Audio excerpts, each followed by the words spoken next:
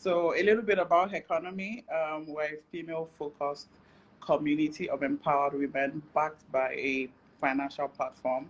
So our focus areas are financial services. So we have a savings platform.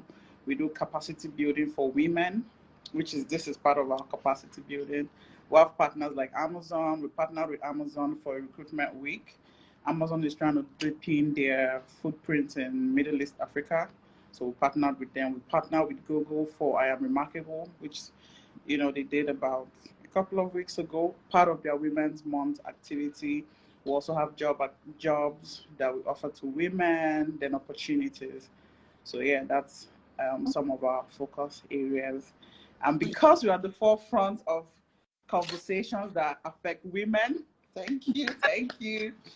Because we're at the forefront of conversations that affect women, we decided to invite you on this live because of what you do for women and all the buzz that's, femininity, feminism, of course, women in the corporate space, entrepreneurs, professionals, how they can lead with their feminine energy and how it doesn't reduce what you do or who you are.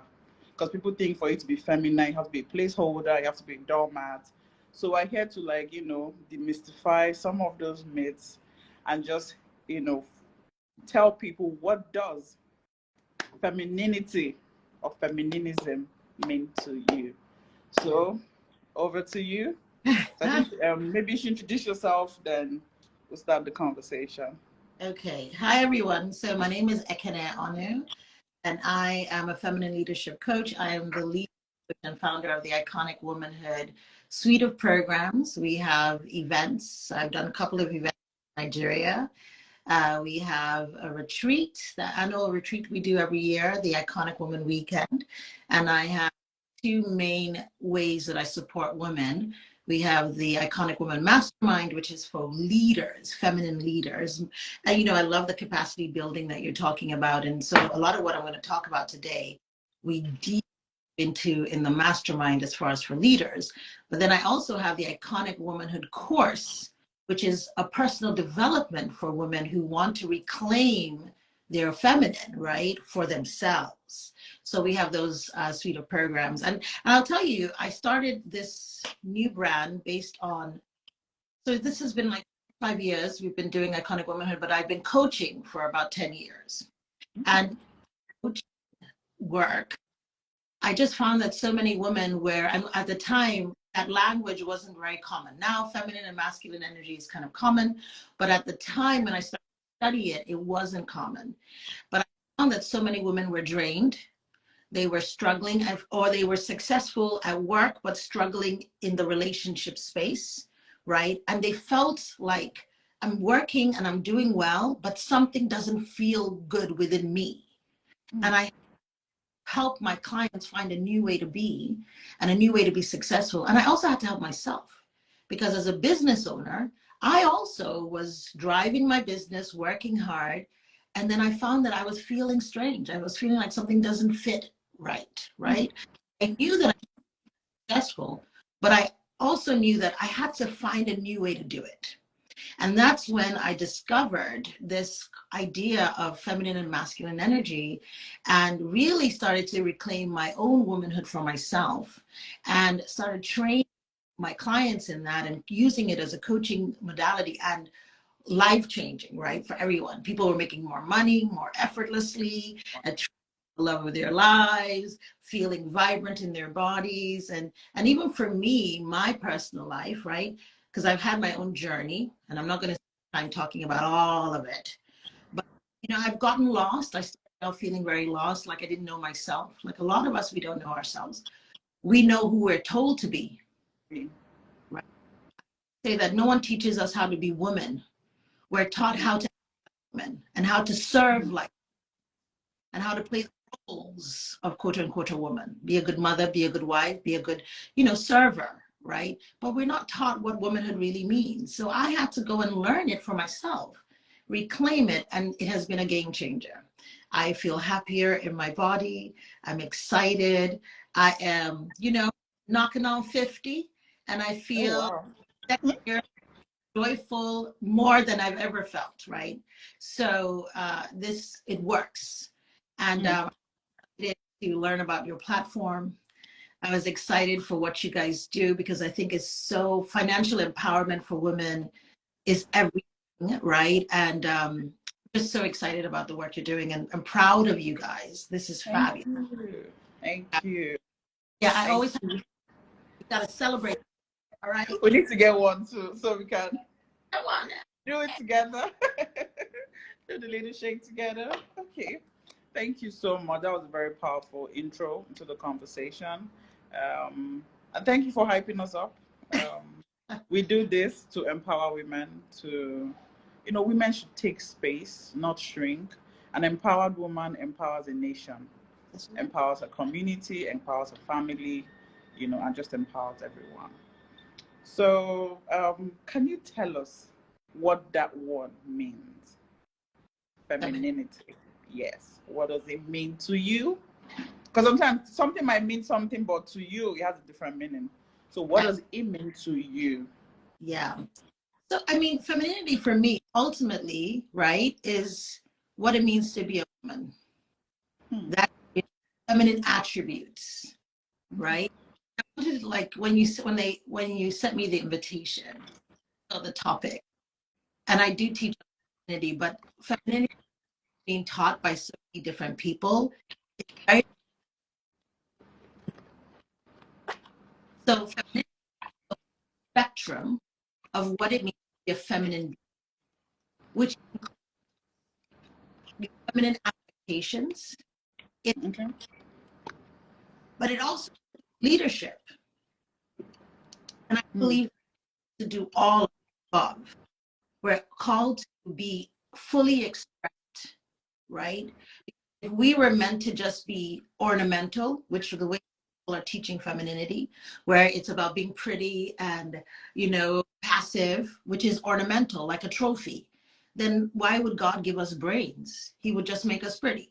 But he gave us everything we needed to do what we need to do on the earth. And so we need to be fully expressed. So for me, that's what femininity means. I was last time, not last time I was in Nigeria, but a few years ago, I was on Arise TV and I was asked if I was a feminist. And I'm a feminist. That's a good one. Yeah, people think that they're mutually exclusive. But again, because feminism means a lot of different things to a lot of different people, right? But really at its core as well, it's simply about equity, gender equity, right? And saying that a woman deserves the same pay for the same work. We deserve the same access to the same opportunities. We deserve those same things, and that should be available to us. That's really what it is. All the other stuff that has been added on by some people, that's not what that. And for me, when I talk about femininity, I think it's important to recognize that you get to be the woman God created you to be, however he created you to be, right? And to be fully expressed. And you have to value and accept yourself, right? And you also have to hold yourself to that responsibility to fulfill purpose. And so it means that for me as a feminine being, right? And I'll talk about what it means to lead with your feminine. I run a business. I'm a mother, right? But I'm also a person who loves when I'm with other people, right? I can serve. I like to serve, right? Not all the time. So don't come to my house expecting I'm going to serve you all the time. But I'm the kind of woman that I would happily serve my spouse. Like it gives me joy. It gives me joy to do certain things, right? Now, I don't expect every woman to do that. I don't think that's necessary. Again, you have to lean into how God created you. So God created a girly girl. I like to, fluff. But I know a lot. I have friends who are more athletic. I have friends who are edgy. And God created them that way too. So for me, femininity means really embodying the full expression of the way God created me as a feminine being and honoring people's full expression of the way God created them as feminine and masculine beings. So really doing that showing up, right? Okay. Okay. Does that Oh resonate? yeah, it does. It does, because you also mentioned that you also need to, like, you show up as the girly girl. That's how you lean into your femininity. But that doesn't mean another lady who is athletic, who is not particularly that way, is not being. So we also need to accord everyone how they show up in their own femininity, which is very beautiful, because it's not just about us, in terms of, it's not just about you. For you to be feminine, you also need to be able to accommodate every woman and how they show up. That's so I really love, because the stereotype, because some of the stereotype is you have to be a certain way for it to be feminine. So that's a very good one. Thank you so much for that. So now I have another question, because before this live was also asked people to send in some of their questions. And we live in a very aggressive world, for lack of a better word. And as a business owner, or as an entrepreneur, or as a corporate leader, or as someone that works in an office, people believe you need to be stern. No, stern is not even the word, because you can be stern and still be feminine. People believe you need to be aggressive, you need to be dominant, you need to be like a man, literally, for people to respect you. Even if they're like, oh, stop being a woman, toughen up. So now, how do women lead with their feminine? I'm a believer of the pen is mightier than the sword. So we always don't have to fight to get our points across. I don't have to be mean to get my points across. But now the world kind of tells a different story. It's like, oh, leave all your softness at home. When you're at work or you're at your business, you need to be pam, pam, pam, pam, like this. So now, can you debunk that myth? Is that possible? Or you have to be a certain mean, creature when you're at work, and when you get back home, I can happily debunk the myth. Okay. But before I even go into that, I want to clarify something, I think, a misconception that we have. So we have a misconception that being aggressive is masculine, right? Being a man and being masculine does not mean you have to be aggressive, right?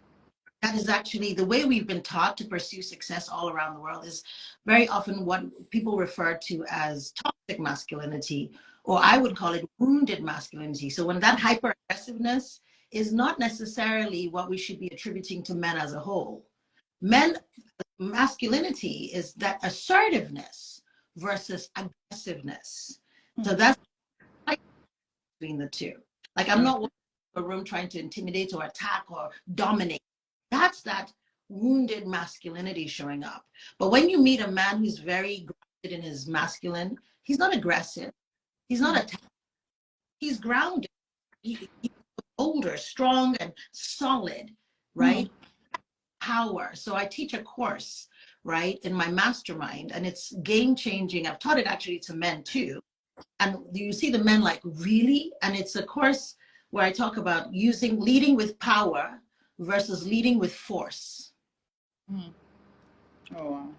We have, especially in a place like Nigeria, right, where a lot of people don't have power.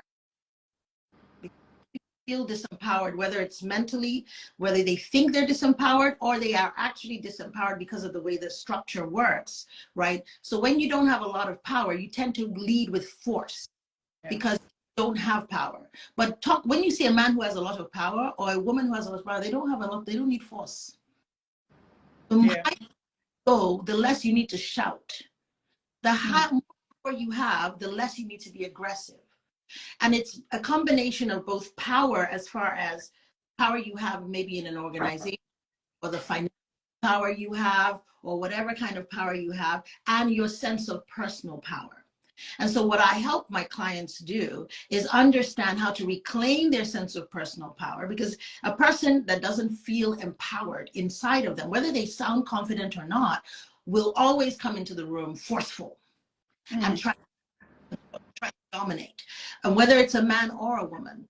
But when a person is empowered, like knows who they are, knows their power, you don't have to try and dominate. And so the thing about it is learning yourself and learning your power and getting deeply grounded. This is why, for me, one of the things when women go through my mastermind, they build that leadership capacity inside out.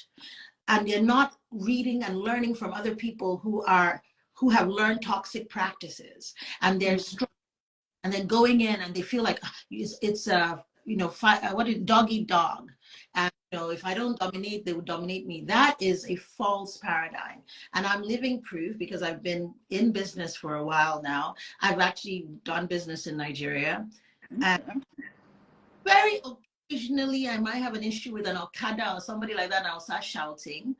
But I really decided that I want to live long and I don't want too many wrinkles. I don't want to start and going crazy. I don't want to live like that. And so I disengage from people who don't know how to live their lives any other way. And I engage with people who are open to a different way of operating. As a result, I find myself really working with people who value what I bring to the table. You compensate. I've never fought for money. I've never gone to chase anyone down for money. All the terrible things you hear about business practices in Nigeria, I experienced that. Okay. Firm boundaries at the very beginning. And if you show me that you're not willing to really honor the boundaries from the beginning, there's no point going further. You disengage. Disengage. But that is also because I have power to a degree, right? I have a measure of financial power. I'm not desperate, right? So this is what this thing about increasing your base of power. So for women in this world that we talk about it being hard, first, change your mindset. What people think, another motivational speaker or whatever. But really, the internal world dictates the external world. There's something called the law of inference. Whatever you believe, you will make true. So if you believe it's going to be hard, the law of inference says that whatever internal story we have told ourselves, we then, as human beings, look for data to support the story, and we ignore data that doesn't support the story. We don't even see. So for example, if a woman says all men are trash, that is what she will continue to see. She will, the good guys, she won't even recognize them. She won't see them because she believes that. If you believe business is hard, then you will see those things. Those are the opportunities you will notice. And you will ignore any data that contradicts your internal story because that will create a kind of dissonance. So it starts from internally saying, life is necessarily hard.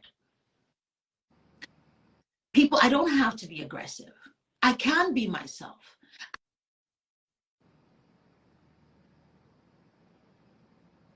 I will be. I'm back. Do you see me?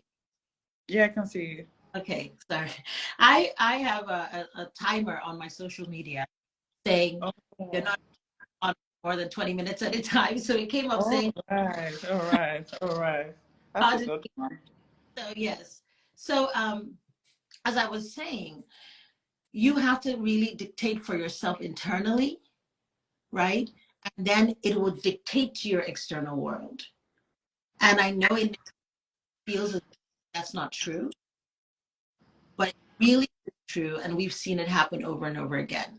So that's the first thing. And then the second thing is increasing your power base. So increasing, understanding what that means. And of course, I can't teach here, but understanding what that means, increase your power base.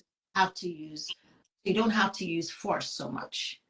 I want to make sure that you can hear me. I can't see myself anymore. Yeah, I can hear you. I'm trying to pin the topic. Okay, very good. All right. So does that, I hope that connects to your audience, and I hope you guys believe. I see a bunch of people saying that's what you believe will make true. Yes. So I think that it's resonating with you guys, right? Because I think that's really important. And that's where this idea comes from, that a powerful woman is emasculating, because they see many women who, now because we have normalized that behavior in men, we're not jarred by it when we see men doing it. So when men are, because remember how we started the conversation, it's so normalized that we actually attribute it to men. So, yeah. When you see a man being aggressive, it doesn't shake you. Like, in fact, you expect it. Yeah, it's a man. It's a man, exactly. But when you see a woman behaving in that way, because it's something that we associate with masculinity versus just force, we then say women in power, because a lot of women, that's the only way they've been taught to rise up in leadership. That's what they believe. That's what they've been taught. That's the way we've been socialized, right? And this is the deprogramming we're doing. This is the unlearning I'm helping my clients to learn a different way. Because we have been doing that, a lot of people think when a woman rises, then she will become dominant, emasculating. That's the message that has been put out. That's what you continue to see, which is why a lot of men fear, whether they say it or not, they fear women rising. Yeah. Because they fear that she's going to become emasculating, right? And they're worried about that. And so you see some men trying to push her down, consciously or unconsciously, because they also have been programmed to believe that's going to happen. But it doesn't have to happen, right? If you, I can lead with my feminine. So let's talk about what leading with your feminine can look like. Yeah. When we talk about feminine energy, a lot of times people reduce feminine energy to femininity to getting a man. I mean, look, men are delicious. I know. Get you a man. Wonderful. But that's not the only thing you're here on this earth to do, right? You're here for other things. Feminine, understanding your feminine energy. And by the way, to talk about feminine and masculine energy, we have both. Yeah. Everybody has both. Most women, this is the idea, the qualitative research suggests, because there's no quantitative research, but the qualitative research suggests that most women lead with their feminine and most men lead with their masculine. So we have attributed feminine energy to femininity, but the truth is that there are men who can lead with their feminine and there are women who naturally lead with their masculine. I want to make sure that we distinguish the difference between feminine energy and affectations. So the affectations are, you're a pretty girl, you're like, not pretty, that wasn't the right word, because you can be pretty, period. But you're a girly girl. You like to up, you wear dresses, this whole elegant movement that we're hearing, how to be more elegant, how to be more ladylike, that's all affectation. Preach. Like we are being schooled like seriously. So affectations are different from different from the energy, because you can be a girly girl but still lead with your masculine.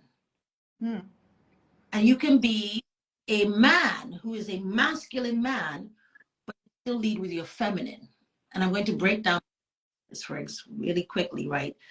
So for example, in your feminine, leading with your feminine energy traits are like creativity, intuition, nurture, receptivity, right? So those are some examples of feminine energy traits. The feminine energy, a woman who leads with feminine is a woman who's more in like it's more like flow, like a river. Masculine energy is more like a boulder. I already described solid, strong, structured. So structure. Someone who's masculine and project oriented, structure. That person is like focused on the results over, the relationship, perhaps, like what's the process, very, externally directed, externally. That's the person that I just want the bottom line. What are the numbers? I'm sure you already know some women who fall into that, right? And this is the difference. It's not about, oh, you're a woman who dresses like a man or whatever. It's not. You can find a man who's very masculine, but he's more creative. He's nurturing. And nurturing from being a mother, being motherly. A lot of people mistake the two. Nurturing is if you're a project manager, that's nurturing energy, right? Depending on how you do it, right? A project manager can nurture a project from the beginning of it, like a seed. You nurture the plant until it bears fruit. So that nurturing can be in project management. Now, someone who leads with masculine, the way they approach project management may be really about nurture and delegation, right? But that nurturing energy can be in the business and in the workplace. I nurture my business, right? I bring to it. I nurture my clients. with your feminine. So it's really understanding that if I'm going to lead with my feminine, I lead with creativity, I lead with intuition, right? So I'm extremely creative in how I design. I bring that to the table, right? Like I just talked about nurturing. Nothing. That's the ability to receive, Receive. you know, being open to the way I that think a lot of women struggle with receiving. oh my gosh, yes. A lot of women struggle with receiving. So, and this is back to this being raised in a culture, whether all around the world, quite honestly. I live in the US and it's a struggle everywhere, right? Because of the impact of patriarchy and the impact dealing with the wounded man, right? Because you've been dominated and you feel you've been oppressed. So just like anyone who is oppressed, like anything that feels like that, right? Because I want you to let's look at the two. If I'm holding you hostage, if I'm holding you and stopping you from moving, right? It feels also, it can feel similar to a hug, but the intent is different. Different. So if I give something to you, or if I want to give you advice out of love, it can also feel similar to advice out of control. Mm. And so when we have experienced a lot of that, control, dominant, like I want to hold you, stop you from moving, then you become kind of like any kind of offering. Hey, hey, hey, I got it. I'm good. Thanks. Yeah. Oh, thanks. Back up off me. Like, you know, we have that. And then add to that the dynamic we have with sexuality, you know, where a lot of women often have to deal with unwanted advances, right? And so you never quite know. Like you gave me a ride and therefore you expect it. You offered this to me and therefore you expect that. So as a result, consciously or unconsciously, many of us have come to a place, women that listen, please, I don't want your stress. I got this. Can you hear me? I got this. Yeah, I can hear you. I can hear you. I got this. I'm sorry, I can't see any more comments, so I don't know if that's me. And so, you know, I'd love to be able to interact with your client, your people. Please What drop your comments if you have any questions. I'm sure we'll be able to take some at the end. So you can keep your questions. Okay, so I can see Omotayo is saying yeah. So yeah, the comments are coming in. and I can't see it anymore.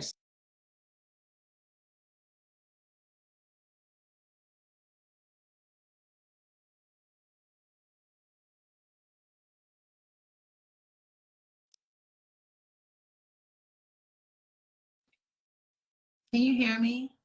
I don't know what's going on. Okay, we are here. Okay, I can hear you. Can you see the comments from You can hear Shufari? me? Oh, I can hear you. Oh, sorry everyone, we lost her. Let me send her an invite. Hold on.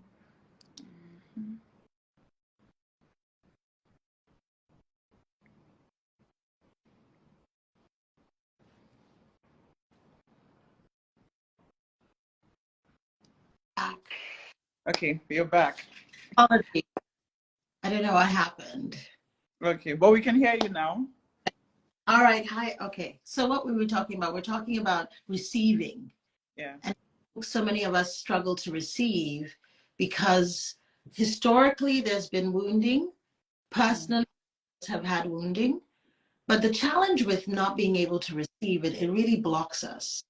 And one of the things that we, you know, so for example, if someone wants to offer something to you, move you to that next level. So one of the things that women in the workplace need, right? And when I work with my clients here, because I'm an executive coach, one of the things that women in the workplace need is sponsors.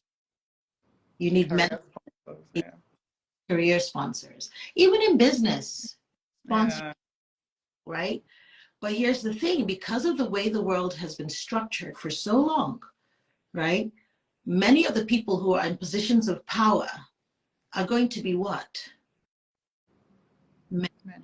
Men. And if you have a hard time receiving from a man, then guess what? You will You're have a stuck. building a sponsor relationship. Yeah. You'll even have a hard time building a mentor relationship because every time they give you advice, your soul will bristle like, hey, wait, Yeah. right? And so this is where that receptivity and learning to lead with your feminine and the work that I do with women is really helpful to them, because then all of a sudden they wake up and realize, oh, and it's very different from the manipulation that you tend to see, because there are women who, and by the way, they are also they're actually not leading with feminine. They have learned how to take the feminine affectations and turn them into tools of manipulation. So they manipulate men, get finances, to get power. This is not what we're talking about. The rest of energy, and it's a different way of showing up. But that receptivity is really key. And for me, it goes even deeper as a woman of faith, right? So for me, when I teach, and my programs are spiritually grounded, because I don't know how to do it any other way. Like, I need That's the only way. That's the only way.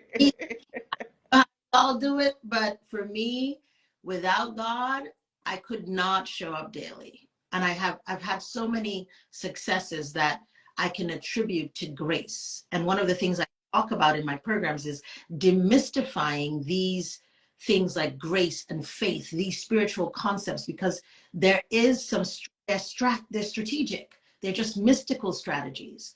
But one of the things that for me, when I think about my business, I've literally had what I call divine down. Like sat down, God gave me, and I wake up and I have clarity on a year-long marketing plan. And it's a divine download. But the challenge with grace, for example, like you've been praying for anyone here who's like me, like you're a Jesus girl, or even if you're not, because Muslims pray too, right? So you're praying for a breakdown, you're praying for something, praying for a breakthrough, not a breakdown, praying for a breakthrough. But if you have not learned how to receive, if you're one of those people that it's always, anyone wants to give you something, I got it, thank you, it's okay, no, it's too much, no, thank you. If your ego, you're always trying to show everybody how much you know, you're leading with ego, trust and believe, it is difficult for you to access grace. Grace is available for you, but in order for you to receive. My goodness. Oh, wow. And so you struggle unnecessarily. And you're looking at other women going through it and you're like, and we tend to, again, we say it's because she's this, it's because she's that. And we look at the physical, but a lot of times it's because she understands something on the inside. And it's a picture. And so shifting the way we think about womanhood, right? And the way we think about life and the way we think about power can really transform your life. And I'm not telling you anything that I have not lived. And I'm not telling anything that I have not watched my clients live. I mean, the other day, no, not the other day. Someone said deep waters. Like, this thing about receiving, it is so deep. And I think the whole independent woman narrative, strong Black woman thing has also, reinforced that. So like when you said, like, it even affects so many things. A lot of women are just building in silence, dying in silence. Even when it kills them, they rather die than say they need help. Yeah. And men don't have those hang-ups. Men don't have those hang-ups about asking for help. They don't. Oh my goodness. So incredible these days, because men don't have a hang-up asking for help from themselves and even from women. Yes. I have a dream to build a factory making I don't know, love. Can you support my dream? And you see women killing themselves to do it. But we have a hard time asking for help. But let's talk about why, and let's talk about this strong Black woman thing too. Okay. Because there's some things that we also have to kind of talk about honestly. First, I think it's important that we stop demonizing the word strong, actually. Okay. Because I see people, I want a soft life. I'm not mad at you. But you can be soft and strong. Like silk. Yeah. Silk is some silk has the same tensile strength as steel. Do you know that? But Yeah. it's so we are called to be strong. The scripture says, be strong and of good courage. Mm. Don't give up your strength, but your strength doesn't have to be hard. I think what a lot of women are saying is, I don't want to be hard. The opposite of strong is not soft. The opposite of soft is not strong. You can be soft and strong. Now, what I relate to and what I understand is that women are saying, I don't want to have to be strong. Mm. I have to do it all the time.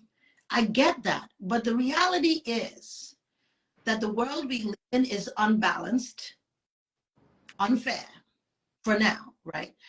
Now, I did say earlier, don't come with that mindset, Mm. right? But there will be seasons, the way the world works. Sometimes it rains, sometimes it's sunshine. So you have to allow yourself to move according to the seasons. Mm. But you can still be soft without being bitter, without being broken. Like, okay, so this is a tough season. Okay, I'm strong enough to handle it, but I am still going to be my soft self. I'm not going to suffer through it. I'm not going to be embittered through it. The reason why I think that we don't give up the idea of strength is, as a woman, you're going to need to be strong at times. Yeah. Even if life is totally soft and you want to have children, you shall labor. And you better be strong, labor. I've given birth. Okay, so at some point, right, you have to be able to accept strength is part of the process for every human being that wants to be, but we don't have to do it all by ourselves. So the other thing about strength is recognizing you don't have to carry that load all by yourself. We do have to be vulnerable as well, right? Mm. Now, talk about vulnerability. The challenge, the reason why a lot of women struggle with vulnerability is because the world hasn't historically been safe for women being vulnerable. We women, we tend to judge ourselves really harshly. So when a woman says to you, I need help, right? When I say I need help to you, a lot of times what we do to each other is we then say, Ekene, coach, call Coach Nee. Maybe she's the one that said she needed help, right? We don't give ourselves permission to be both works in progress and masterpieces at the same time. At the same time, yeah. We give men permission to do that, but we don't give women permission. Women are often called to a standard of perfection that is unrealistic. Yeah. And when a woman goes off that pedestal, we destroy her. Mm. And not only that, we blame women and put weight on women for things that have nothing, that if a woman's, if her husband, if you meet a woman and her husband is running the streets, doing all kinds of things, you don't say that man.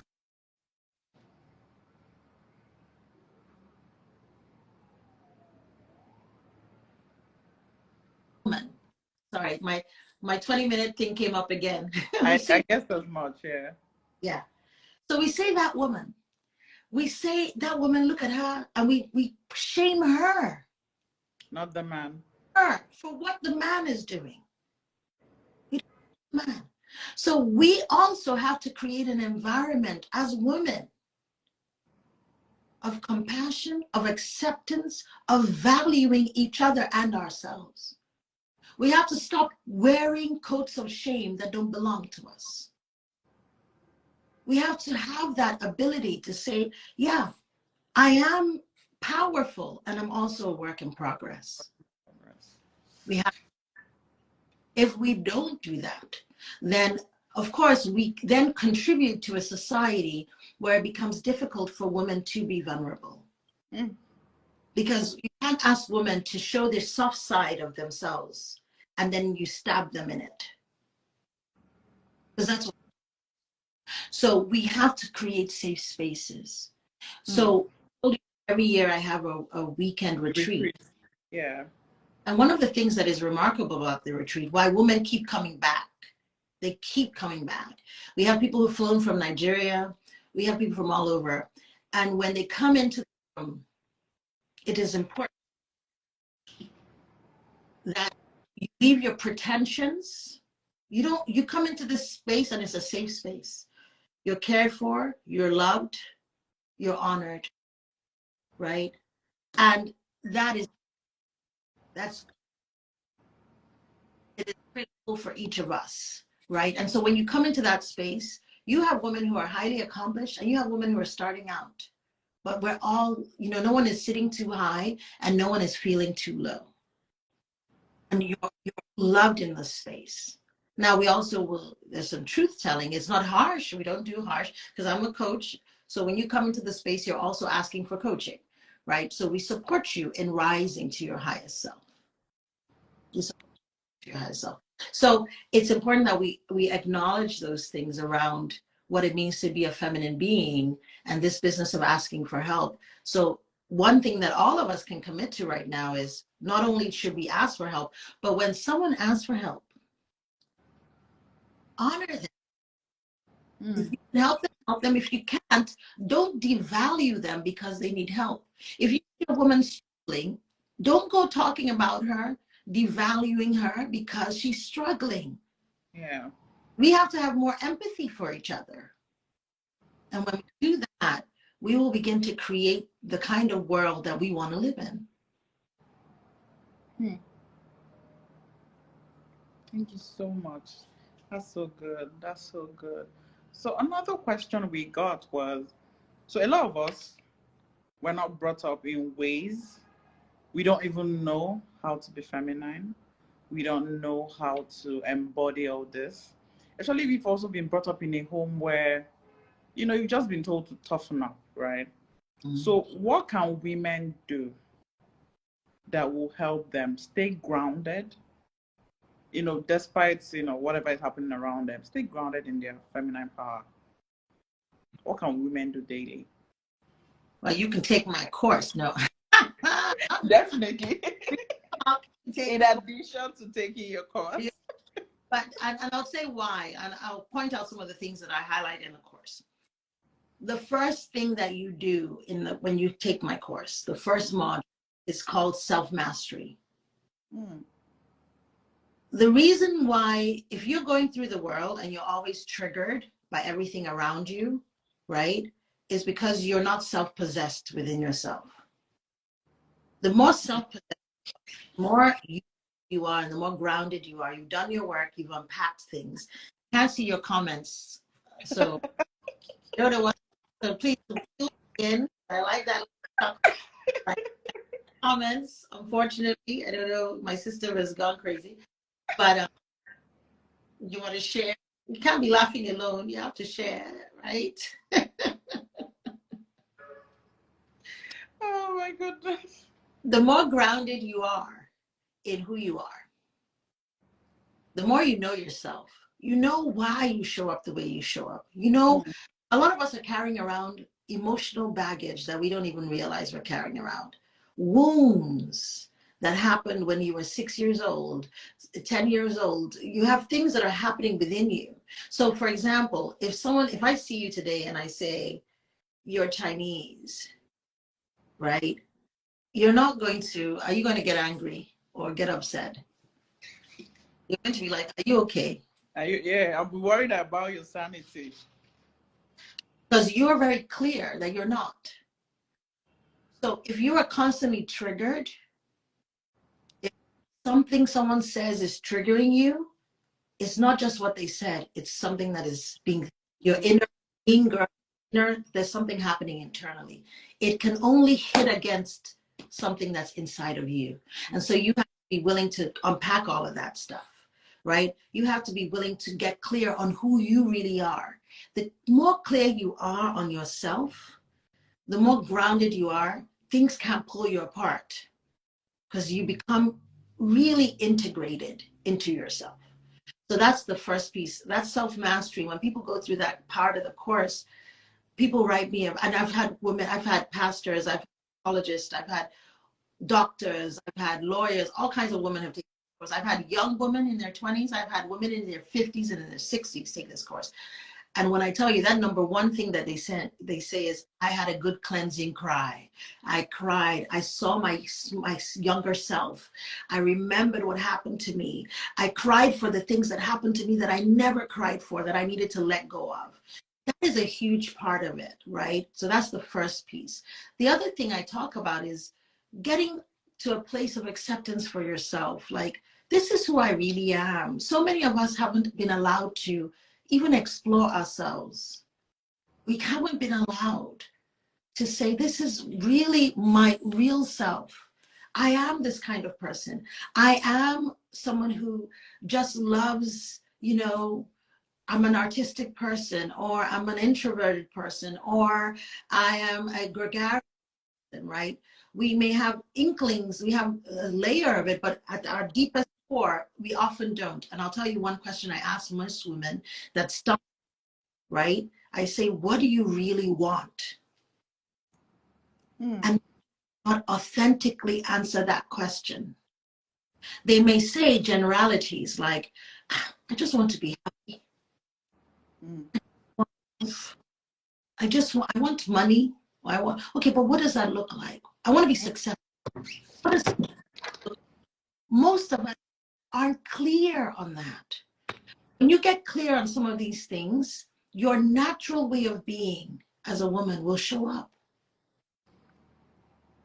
And you begin to operate differently. So that's the first thing. One of the things I talk about, self-mastery, reclaiming your voice. But the other thing I talk about is getting clear on your purpose and your most prosperous path.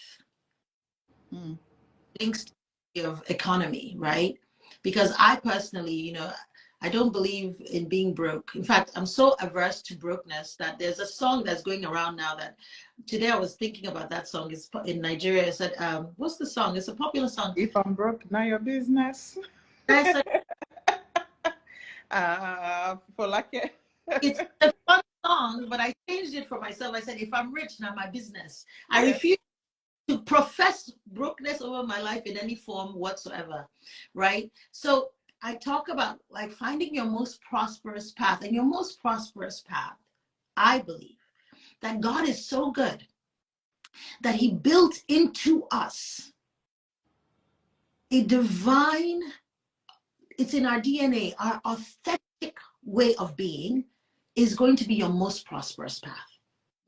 So we talk about that. And then one of the other things, I was talking with my sister the other day, and we were talking about, I have something called your desirability archetypes. So this is back to affectation. So one of the things that women want when they want to be feminine is they want to be desired. That's actually a feminine energy. That's natural, right? You like being admired and desired. There's nothing wrong with that. That's actually really natural to a person who leads with their feminine. They enjoy that. Now, every woman is different. And so it's not exhaustive, but there's 10 things, 10 different ways, right? That we can show up. There's some women that I was saying, there's some women that are mystical in their desire, the way they show up desirably. So like Lisa Bonet, Erica, those would be women who have mystical desirability, right? But then you might have someone like, Beyonce is a little bit like this, but Sofia Vergara, Kim, those are women who are like the bombshells. But then you have women who are like Michelle Obama, right? She's like the girl next door. She's like the better half, It's more about her. It's more about what she brings, her full self, how she comes up, and she's more like that leader type of woman. But then you have the woman that the intelligentsia, like Chimamanda. She would be attractive. She's attractive, right, as a woman, but she doesn't lead with just that, right? She leads with her intelligence, right? So knowing who you are, unpacking some of those things, and then being able to showcase the best of yourself. Because, for example, when you're moving through the world, and even in just this area of desirability, so many women are trying to be bombshells, but that's not your natural way of being. And you won't look your best if you're trying to look like a bombshell, but that isn't you, right? You don't walk confidently in that, right? Maybe you are like Serena. You are in a different, the way you show up, you have a more winner. You're the winner archetype, right? Yeah. So I talk about the different ways people show up. And also I talk about the different seasons of womanhood. I'm in a different season of my life, right? I'm not trying to be the maiden. So there's the maiden season in your 20s, and you're young, you're a maiden. There's the mother season. There's the wild woman season. Yes, and that's when you start to, you're no longer as constrained by the ways people have told you to be. And women are in their wild season. They're beginning to be empty nesters, so they're no longer mothering small children. So they have a little bit more freedom. They start to ask the questions, why am I here? And they start, why am I tolerating what I don't want to tolerate? They start to redefine themselves. Usually the wild season starts to enter in the 40s. In the 40s. And then you have, the wise woman season. You're an elder at that point, right? So there are different seasons. So this is what I'm talking about when I say invest in learning about what it means to be a woman. We don't think about investing in that. You will go and spend money on a master's in marketing. Awesome. Because you want to learn how to be a great marketer. But you don't think that you should invest in learning how to be a great you. You are your most valuable resource. You are the most important thing in your life. You are constant. And if you are the constant and the foundation, does it not make sense to build the best foundation, to invest in you? Wherever you go, there you are. No matter how much you dress yourself up, it's you that's underneath. And so that's what I would say to every woman. If you really want to live your best life as a woman, start investing in your personal development. Not start my personal development until I was in my 30s. It is the one thing I wish I had done earlier. And it took me a while because I was tight. I was tight with, I won't spend money on that. What? No, I can go and get a $10 book. Fine, go and Google it. It's fine, you can. Spend hours on learning from people who haven't even done the work, who have, read one thing. That's awesome. Go and do it. I'm not arguing against that. But if you want to fast track it, I'm not that kind of person. I'm very clear that my time is more expensive than my money. Yeah. I'm older, I don't have a lot of time to waste.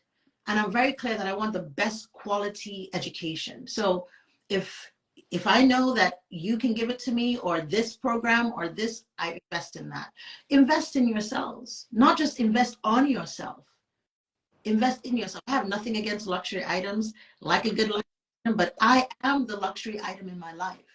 So I will never spend more on myself than I'm spending in myself. What I my fraction of what I spend in myself. Real talk. Rich, he just took us to church. I'm back. Thank you so much. Thank you so much. So you mentioned about your retreats, which is where women, it's a safe space. No one is judged. People come and have conversations, right? So yes, I encourage everyone to come for your retreats. As you are listening, please follow her, Iconic Womanhood. But now I also want to ask, how do we, in our little spaces, how do we cultivate genuine relationship that allow us to embody who we truly are? What can we do differently? Or what can we do in addition to what we're doing to cultivate those friendships and sisterhoods? Yeah. I think the first thing is loving yourself and showing yourself and kindness. If every day you wake up and you look in the mirror and start with, you know what, you're beautiful, affirm yourself, because you can't give what you don't have. So if you get up every day, like, look at this body, you're so, why did I allow, you tear yourself apart. You're going to take that same energy out to your family, to the people in the workplace. You have to start with you. Give yourself the love, the compassion, the self-care. Start there. Secondly, be intentional. Be intentional about the create around you, the experience you want to accept around you. Be intentional. So what does that mean? It means that if I see you and I said to myself, I set an intention for myself that I want to be a more feminine, loving, kind person, whatever it is you have intention you set, right? Then when I go outside, I'm paying attention to that intention. So it means that, okay, I'm going to invest that in the way I show up. If I see you and I say, I want to be a more kind, I want to be more affirming, I want a more loving way of being, then I'm going to show you love when I see you. I might give you a compliment. I don't know you. I'll give you a compliment. I just want to tell you that dress, you're looking good in that dress. In fact, in Nigeria, for my if I assume most of the people watching here are probably based in Nigeria. When I go to Lagos, I've gone places and given people compliments, and the person looks as if I gave them a slap, like they're shocked, and they're, you know, let's normalize complimenting people we don't know. Let's let that be. That's one simple homework. Go out, give somebody a compliment. You look great. I like the way you look. That outfit is fantastic. Someone in your office does great work. Compliment them. Compliment them publicly. Amplify the work that they've done, right? Let's do that. So you're showing that love, right? And then the other simple things you can do, I've talked about a few feminine energy traits. We've talked here. Put it into action. Pay attention to being receptive. You are always being gifted. Everyone is always being gifted, but we often don't receive. Start allowing yourself to receive. The next time someone says to you, you look nice, thank you. Receive that. The next time says, hey, do you need any help? Yes. Yes, thank you. I appreciate you, right? Pay attention to this. So another kind of feminine is aesthetics. That's the easiest thing. That's why a lot of people talk about aesthetics when they talk about femininity. It's the easiest. Make sure you look good to you, not to others, but to you. When you get up in the morning, don't just throw yourself out there. Take care of yourself. Feel in your body. Doesn't matter what size you are. I'm older, I have gray hair. Whatever. Girl, take care of yourself, right? Be happy in your body. Be happy. Take care of your space. Where you're living. Take care of your space. Take things like make sure that space reflects who and who you want. Sorry, I can hear you. I'm concentrating. Oh. Because I'm not going to be talking and not be, and so let me tell you what I've just done right now, right? Okay. And this is something I'm going to say also. Take care of your emotions and take care of your boundaries. Basically, stop what I was saying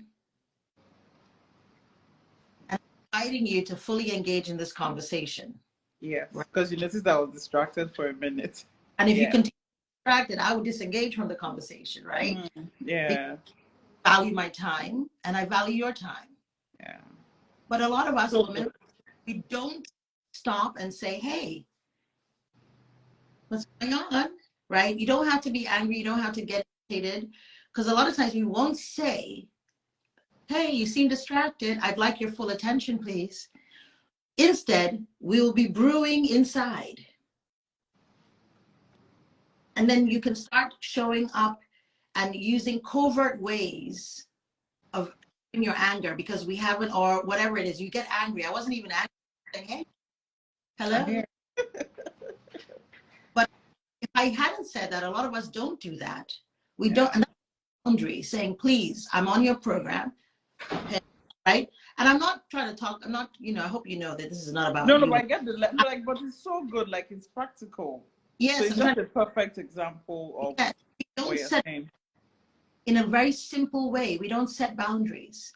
We let people run roughshod over us, and then we get angry, and we carry that anger around, and it does something to us. And then we speak in anger, but we don't have to. If you set a boundary, hey, and you can set a boundary and just simply, this is a boundary for me. I'd rather you don't do that. Or I'd rather you do it this way. And then you have the opportunity, right, to see how the person handles your boundary. If they do not handle your boundary and respect your boundary, then you have the, hey, step away. This isn't for me. I don't have to get angry. I don't have to come out of pocket. if you don't handle my boundary well, that's fine. But I'm going to set my boundary and I'm going to enforce my boundaries. That's our responsibility. And enforcing it doesn't have to be rough, confrontational, or hard, right? It is simply me saying, and this is our responsibility because the feminine has to protect herself. Yeah. This last thing, well, about this. You said, what are some ways that we can be in our feminine, in our own little part of the world, in our day lives? So I've talked about doing things, but also let's talk about what pushes women out of their feminine. You cannot be feminine if you don't feel safe, if you feel like you're being attacked, if you feel like you're carrying the world on your shoulders. It's going to be very, very difficult being your feminine. But masculine energy is the protective energy. Whenever a person feels unsafe, they will always shift into masculine, right? So if you want to be in your feminine, protect your space, protect guard your heart.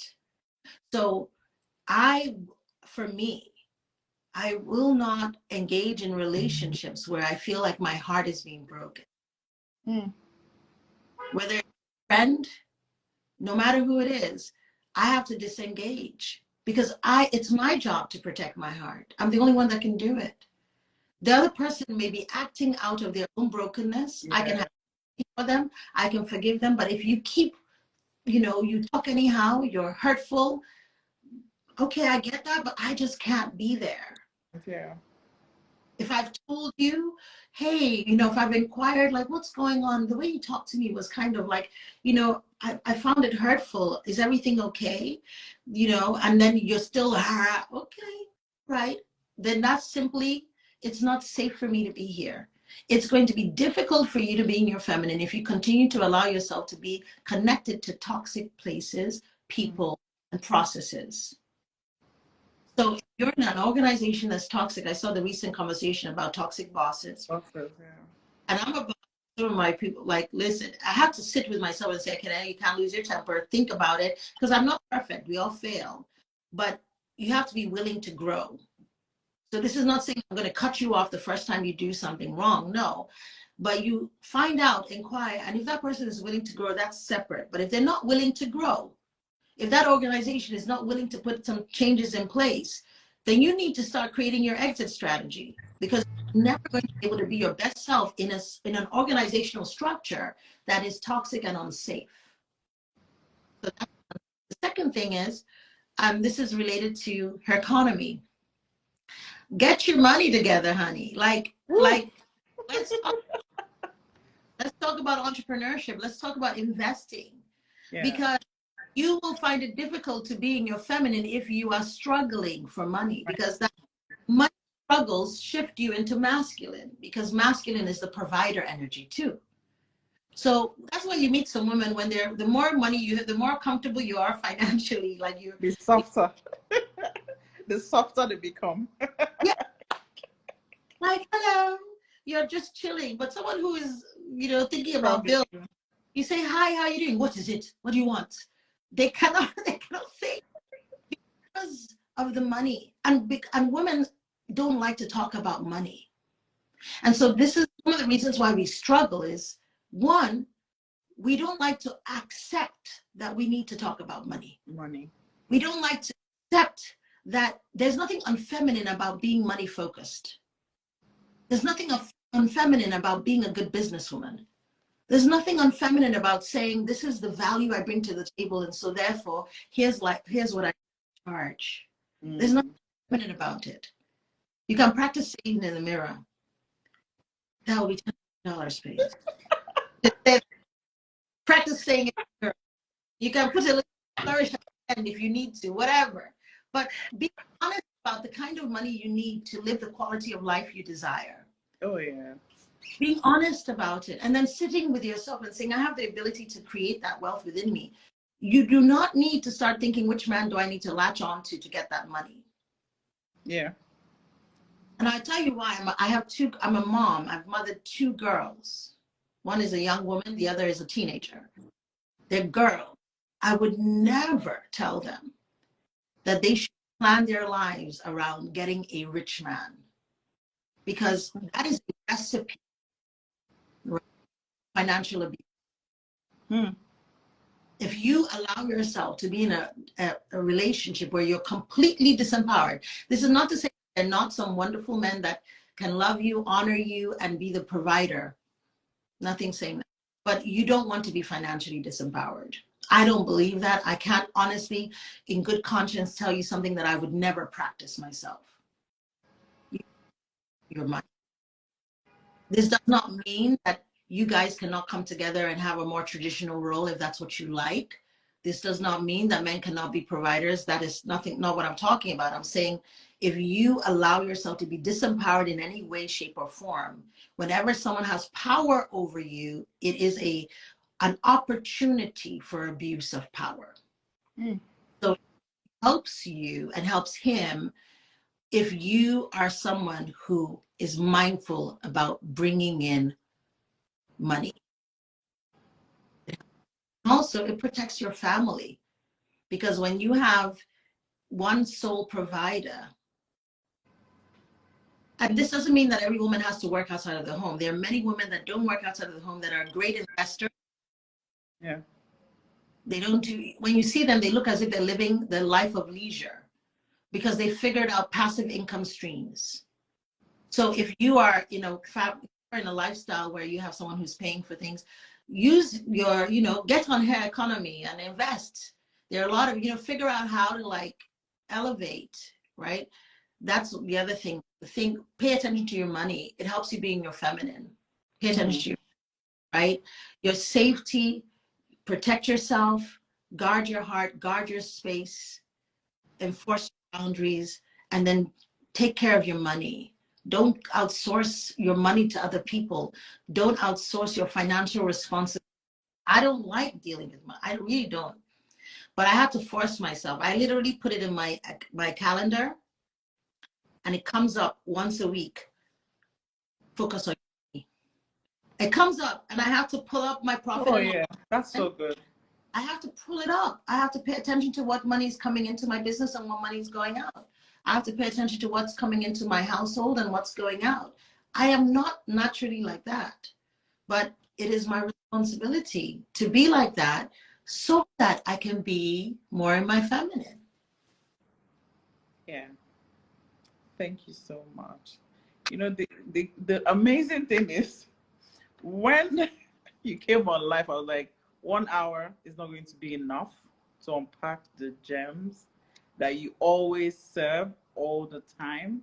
So I know we'll definitely, if you permit us, invite you for another, you know, definitely, we'll definitely invite you for, because this is so beautiful, so powerful. A lot of women need to, get your, because really, if your money is not right, you can't, like you rightly said, you're always struggling, you're aggressive. People call you, you're snapping at them. So many things. Even being broke has also shown that it even affects your mental health. You're depressed, you're anxious, you're sad. Someone is calling you to say hi. You just feel they're calling me to beg for money, but they're stressing you out. So it's so like this last point just killed it. I advise everyone on this live. Ekene is packed with diamond, not just any gem, but like diamonds. Like, please follow her, take her courses.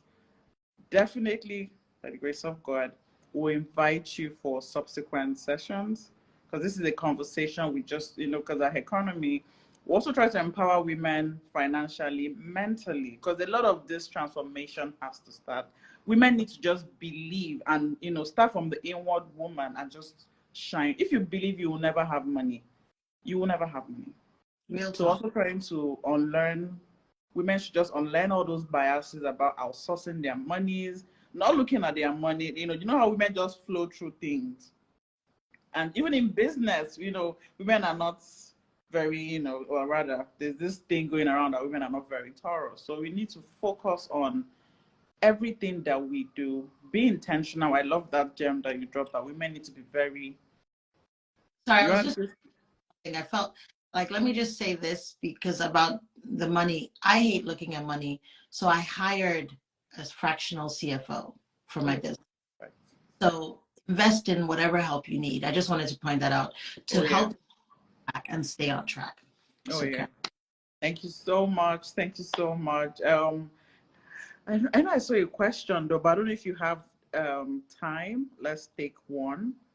So Okay. someone put up a question and said, how do you disengage someone in your Christian community who violates your boundaries and still maintain fellowship with them in the body of believer? So I posted a reel just a couple of days, I think yesterday, 2 days ago, about the difference between forgiveness, reconciliation, and restoration. So you can love a person, you can love a person, but you don't have to be reconciled with them. Hmm. And so if someone violates your boundaries, first of all, I really am an advocate of being open and honest and communicating. Wait to lost your temper, but being able to say, hey, this thing that happened, I really didn't enjoy it. I don't like it. This is what it did for me. This is what it did. So communicate your boundaries to that person. If they consistently violate them or they try to minimize it or say, you're always making a big deal, you're so sensitive or whatever, that's messaging that tells you that they're willing to honor your boundaries. And so simply, when you said, how do you disengage? You do. Yeah. Stop engaging. You stop taking the phone calls. And you can either let them know, listen, I love you. But the truth of the matter is the way you like to live doesn't work for me. And it's challenging for me to continue to be in relationship with you this way. Sometimes that's enough to wake the person up. Sometimes it'll create drama. So it's up to you to know the person. So you can either disengage having a conversation or you just stop pulling away. Mm.